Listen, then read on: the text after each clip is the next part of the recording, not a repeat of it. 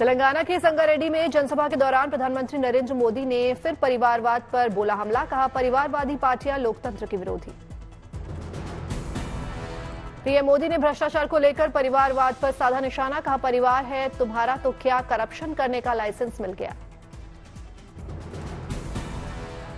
क्या परिवार वालों को चोरी करने का लाइसेंस मिल गया है क्या? ना तुम्हारा परिवार है इसलिए चोरी करने की छूट। प्रधानमंत्री नरेंद्र मोदी ने विपक्ष से बताई विचारधारा की लड़ाई। कहा, वो कहते हैं फैमिली फर्स्ट, मोदी कहता है नेशन फर्स्ट।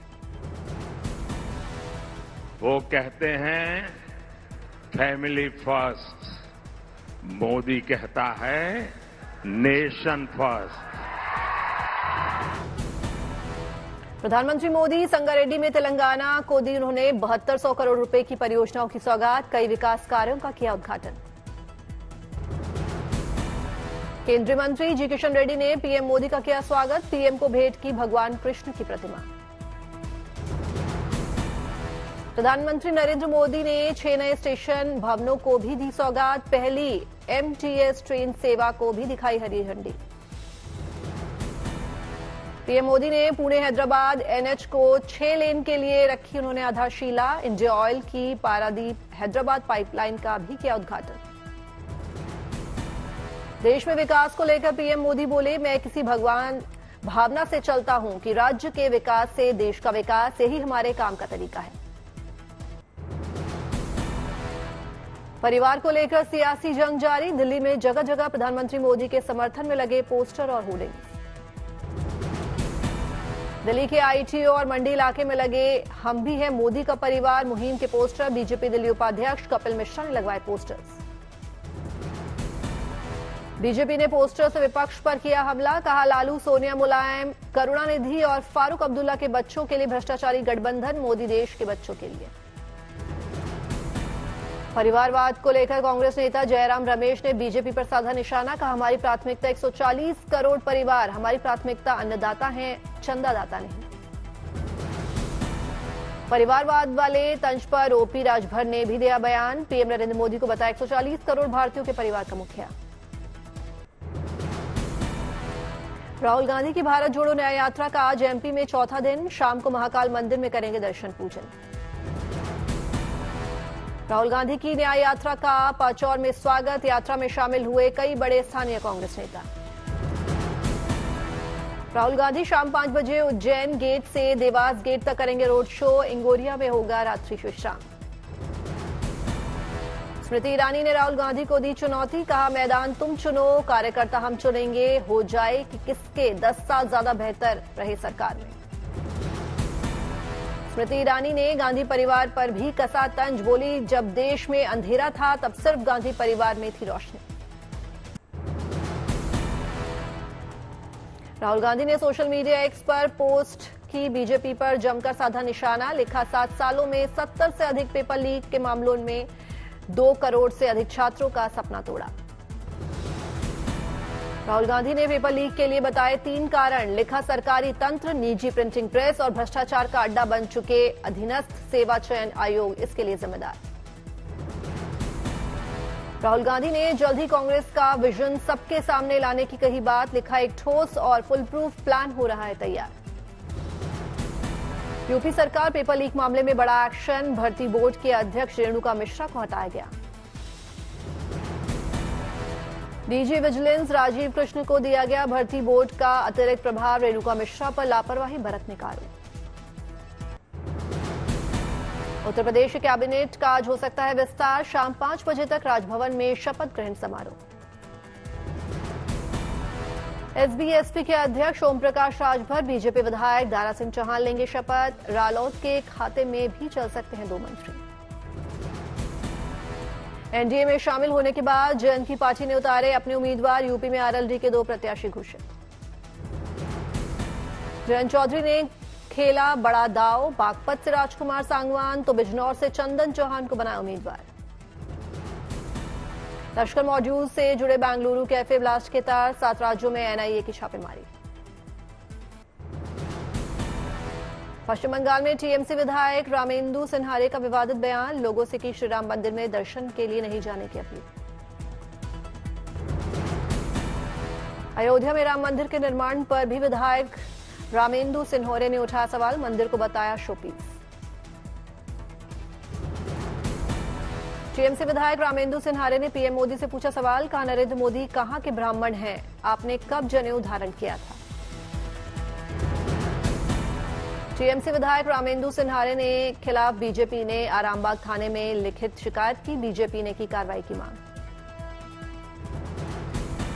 बीजेपी नेता शुभेंदु अधिकारी का पलटवार, कहा रामेंदु ने हिंदुओं की भावना को पहुंचाई ठेस, दर्ज कराऊंगा एफआईआर।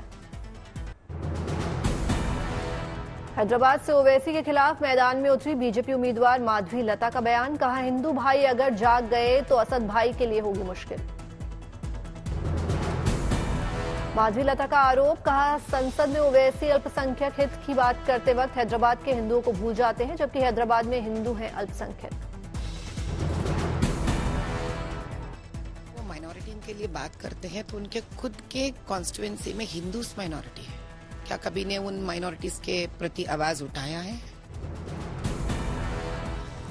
बीजेपी के 195 उम्मीदवारों की सूची के इकलौते मुस्लिम उम्मीदवार अब्दुल सलाम का बयान, कहा मुसलमान भारत में मुस्लिम देशों से ज्यादा सुरक्षित, यहां मुसलमानों से भेदभाव नहीं।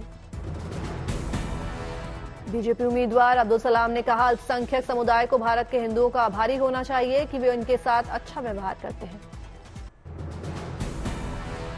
यूपी कैबिनेट की मीटिंग में किसानों के लिए योगी सरकार का बड़ा तोहफा, किसानों के ट्यूबवेल के लिए मुफ्त बिजली का प्रस्ताव पास।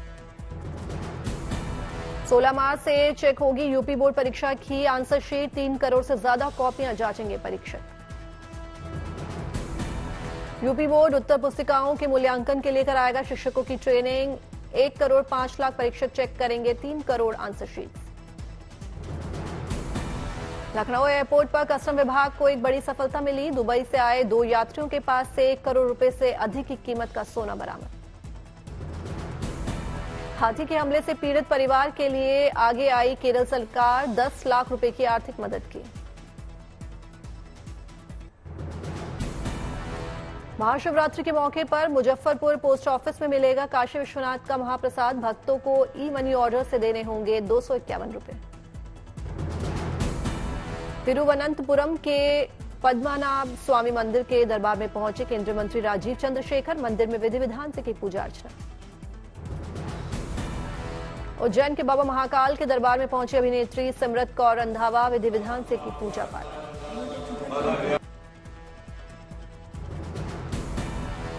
ग्रेटर नोएडा के एक छोटे गांव उत्कर्ष जाएगा अब नासा, सिर्फ 150 रुपए में बनाया था wireless electric vehicle charger.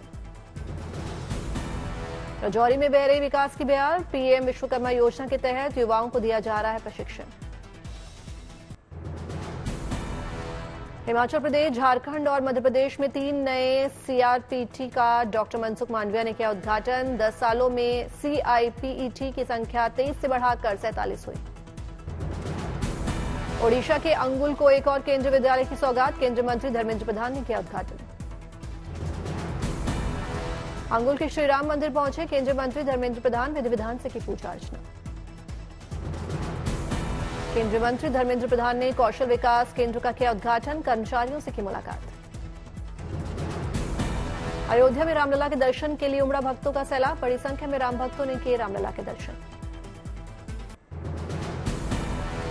Delhi में दुनिया के पहले हरित हाइड्रोजन संयंत्र का शुभारंभ, केंद्रीय मंत्री ज्योतिरादित्य सिंधिया ने वर्चुअल किया उद्घाटन। ओडिशा के अंगुल में कल्याण मंडप का शुभारंभ, केंद्रीय मंत्री धर्मेंद्र प्रधान हुए शामिल। गुवाहाटी में असम के सीएम हिमंता बिस्वा शर्मा ने हवाई अड्डे के लिए 4 लेन सड़क परियोजना की रखी आधारशिला, का हमारा काम केवल विकास करना। दिल्ली में केंद्रीय मंत्री पीयूष गोयल ने लॉन्च किया डिजिटल गेटवे, किसानों को बिना किसी गारंटी के मिलेगा ऋण। गोवा के सांखली में स्वयं पूर्ण गोवा संपूर्ण गोवा 2.0 कार्यक्रम का आयोजन, गोवा के सीएम प्रमोद सावंत हुए शामिल। उज्जैन में महाशिवरात्रि की धूम, शिव नवरात्रि के 5वें दिन बाबा महाकाल को होलकर वेशे में सजाया गया। श्री महाकालेश्वर मंदिर में की गई बाबा महाकाल की भस्म आरती, बाबा के दर्शन के उमड़ा आस्था का सैलाब।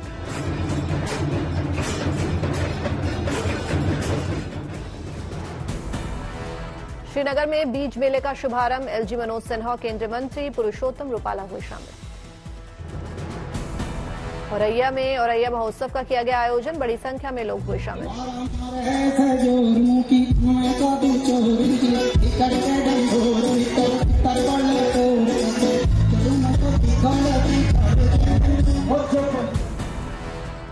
कलाकार कैलाश खेर ने अपनी प्रस्तुति से बांधा समा, कैलाश के गीतों पर जमकर झूमते नजर आए दर्शक।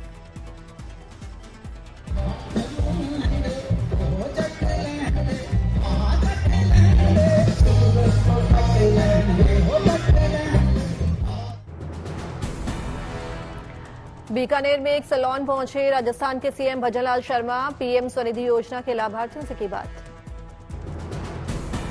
सुरेंद्रनगर दौरे पर सीएम भूपेंद्र पटेल, सुजलाम सुफलाम जल अभियान समेत करीब 1600 करोड़ों की विकास परियोजनाओं का किया शुभारंभ। हमीरपुर पहुंचे केंद्रीय मंत्री अनुराग ठाकुर, पहाड़ी म्यूजिक फेस्टिवल के ग्रैंड फिनाले में की शिरकत, बांटे पुरस्कार। गुजरात के कच्छ में सबसे बड़ी शिव कथा का आयोजन, इस कार्यक्रम में कर सकेंगे एक साथ एक ही जगह पर 12 ज्योतिर्लिंग के दर्शन। कानपुर में नगर आयुक्त ने किया औचक निरीक्षण, कई सरकारी अधिकारी मिले गायब तो कई फोन में वीडियो देखने में मस्त, कुल 32 लोगों पर कार्रवाई।